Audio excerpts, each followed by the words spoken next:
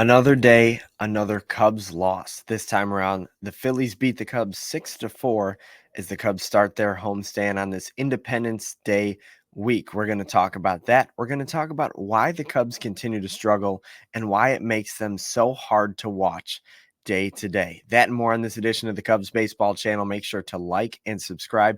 Get in that comment section. Let us know how you're feeling about this team and how frustrated you are watching them play day in and day out. But for now, here is your invitation to our show.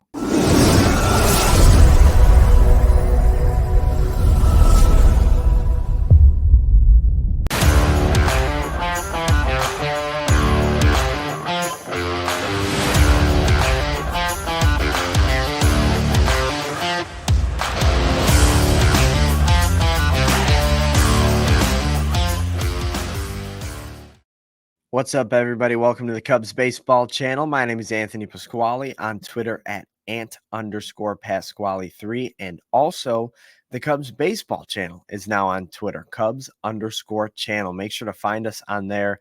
The Cubs Baseball Channel, both on Twitter and on Instagram. We're getting started on there, so make sure to like us, follow us, engage with us on there so we can grow those pages and bring you guys some more Cubs content in some different social media platforms. But for now, let's get into last night's game. The Cubs lose to the Phillies 6-4. Trea Turner had a huge day for the Phillies. 2 home runs. He had 3 hits, drove in 4 runs. Garrett Stubbs, their backup catcher, who is now starting because JT Realmuto is on the injured list. He had an RBI double, and that was pretty much all it was from the Phillies. The Trea Turner show. He drove in 4 runs and had those 2 bombs. One of them cleared the left field bleachers, just about went out to Waveland in left center field. He was great yesterday. Hayden Wesneski got the start for the Cubs. He was okay, not his best start. He allowed 5 runs, 3 walks, 7 strikeouts. So the swing and miss stuff was there, but he has been susceptible to the long ball all season long, and he gave up 2 homers yesterday. It raised his season ERA up over 4 to 4.14. Colton Brewer came in out of relief, 2 pretty good innings, did give up 1 run with a 5.40 ERA now on the season. And then the 2 newcomers, Ethan Roberts, pitched a shutout inning, so he still has a 0-0 on the season. And then Jorge Lopez was really good in relief as well. Has a 3.34 on the year and has yet to give up a run in a Cubs uniform. Offensively for the Cubs, Cody Bellinger hit the ball really well. He had 2 hits, including an RBI double, which was the Cubs' only run up until the 9th inning. He also flew out to the warning track, so he's starting to see the ball a little bit better, which could mean everything for the Chicago Cubs team as they try to go on a run. And then Seiya Suzuki, when the Cubs were down 6-1 in the 9th, he hit a 3-run homer to make it 6-4, which is what the final score was. Seiya Suzuki had 2 hits as well. Those 3 RBI bring his OPS up to 800 after the home run, which is, above average. But the thing about the Chicago Cubs team, and this is the easiest way to put it, they're not fun to root for. They're the champions of fake rallies, rallies that make you seem like this team has a chance to win and they end up losing anyway. So it's like, what are we doing? You're losing the game anyway. So it doesn't really matter if you lose by 4, if you lose by 6, or if you lose by 2, you still lose. And that's the frustrating part about this team. Mick has been on here and he'll be on here later today talking about different pieces that the Cubs can move and the Cubs can trade. And the optimist in me is like, man, why won't this team just go on a run? But then a game like yesterday reminds me they're not good enough. Like, even if they go on a run, they're not going to win the World Series, and they're going to run out the same team next year, and we're going to have the same problems.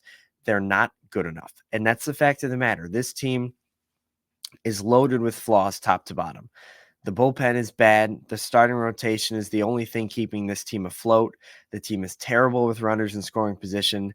The guys that they're paying $20, $25, $30 million a year aren't playing up to that caliber of money. Cody Bellinger, Ian Happ, Dansby Swanson, Seiya Suzuki.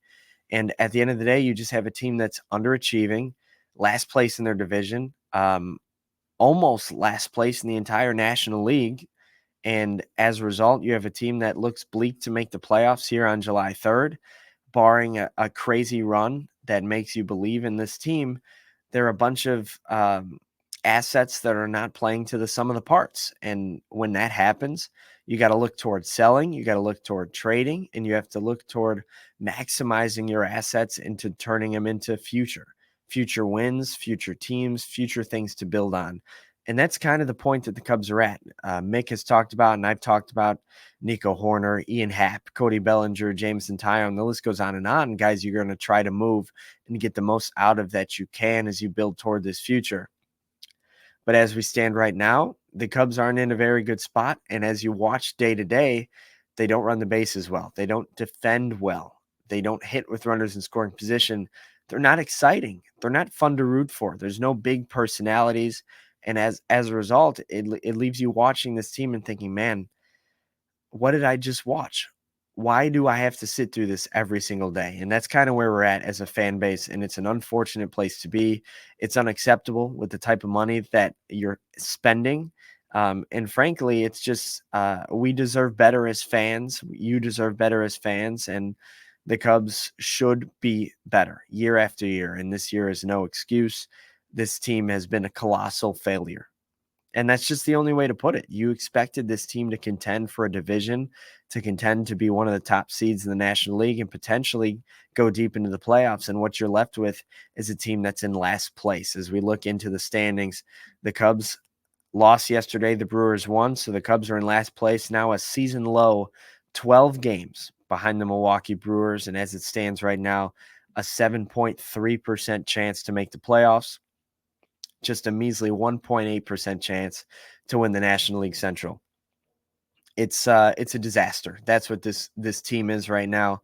I'm an optimist. You guys have been listening to me on this channel for a long time. I do believe in the players on this team, and I do think that they can make a run. But as each day goes by, I'm coming more and more close to accepting the fact that even if they do make a run, they're still not good enough. So if that's the case, I want you to try to do whatever you can to make yourself good enough in the future. And that's kind of where I'm at right now. Cubs have another chance to get back in the win column today against the Phillies. I was at the game yesterday, got this sweet Illinois Cubs hat, but unfortunately the Cubs came away with a loss. It was their first home Tuesday loss of the season. And today on Wednesday, they get a chance to take on the Phillies again and get back in the win column. It's an awesome pitching matchup. So if for no other reason, watch for this reason. Zach Wheeler, probably the favorite in the National League to win the Cy Young. He's 9-4 on the year with a 2.73 ERA against the Cubs.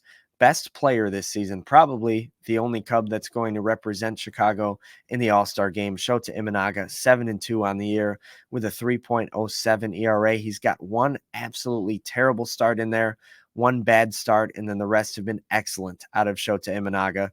And we'll see what he can do against this Phillies lineup that is without Bryce Harper, Kyle Schwarber, and JT Realmuto. Meanwhile, Zach Wheeler, one of the premier pitchers in this game, has a good playoff pedigree, but is also simply one of the best pitchers. Offensive players seem to struggle against him, and he's really good in the regular season as well. You can see that by not only his record, but his ERA. He throws hard, and the Cubs have struggled against guys who have thrown hard this season. So it'll be interesting to see how they match up against Wheeler. But at the fact of the matter is you've got two guys that are in the race to start the NL All-Star game pitching today at Wrigley Field. And for that reason, I'm excited to tune in. But the Cubs need to get in that win column to avoid selling at this trade deadline. I know we're going to talk about this a lot. We're going to hammer it all month long. Trade deadline, trade deadline, trade deadline. It obviously seems like the Cubs are tracking towards selling, and they're doing nothing day to day to make that seem like an option that they should go away from. The way this Cubs team is playing, they should sell. There's nobody on this team that you think, man, got to keep that guy around. He's going to contribute to winning baseball, because day after day, it's a different guy that makes you think, man, this team should be so much better, but they're just not performing like it. And the optimist in me thinks, like, can't wait for them to go on a run. They're obviously talented enough. They did it last year. They could be a playoff team. But the realist of me watches this team day after day after day and thinks, this isn't our year. These players are just not good enough. So that obviously lends the thinking of selling at the trade deadline. And there's a lot of players that the Cubs could try to package or move from or move on from and try to maximize their assets in return. We'll see what ends up happening at the end of the month. Like I've been saying, the only way to avoid that is by winning, and the Cubs have a chance to do that today against the Phillies. But guys, thank you so much for tuning in to the Cubs Baseball channel. Make sure to like and subscribe, ring the bell, jump in that comment section. Make sure we know how you feel about our favorite team. But for now, I'm Anthony. Thank you guys so much. Go Cubs.